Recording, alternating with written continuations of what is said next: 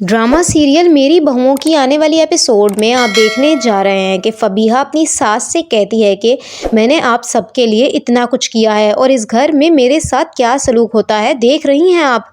इस घर में असूलन तो सबसे ज़्यादा इज्जत मुझे ही मिलनी चाहिए और यहाँ इज्जत तो दूर की बात है, यहाँ तमीज़ से कोई बात तक नहीं करता मुझसे। तो ये सुनते साथ ही फबीहा की सास कहती है कि हुआ क्या है, किसने बदतमीज़ी की है तुमसे, हुआ क्या है, क्यों इतने गुस्से में फिर रही हो तुम। तो ये सुनते साथ ही फबीहा कहती है कि एक तो वो औरत मेरा बनाया हुआ खाना चोरी कर लेती है किचन से, और जब मैंने उससे इस बारे में बात की तो उसने उल्टा मुझसे ही बदतमीज़ी करना शुरू कर दी, मुझे ही बातें सुनाना शुरू कर दी।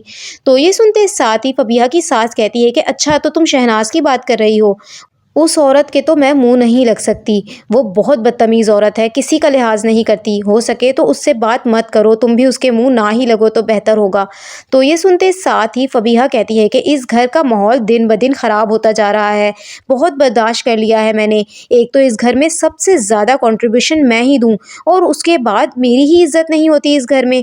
मुझे इस घर में अब और नहीं रहना। मैं बता रही हूँ, अगर ऐसा दोबारा हुआ तो मैं इस घर को छोड़कर चली जाऊँगी और मेरे साथ-साथ आपका बेटा भी चला जाएगा।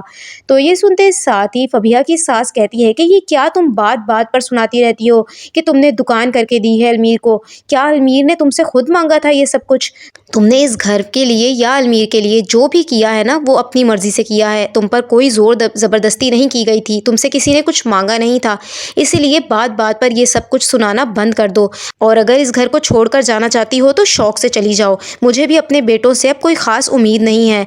तो ये सुनते साथ ही फबीहा कहती है कि ठीक है, फिर आप इस घर में जो हमारा हिस्सा है हमें दे दें ताकि हम इस घर से चले जाएँ। हमें भी कोई शौक नहीं है इस चिड़ियाघर में रहने का।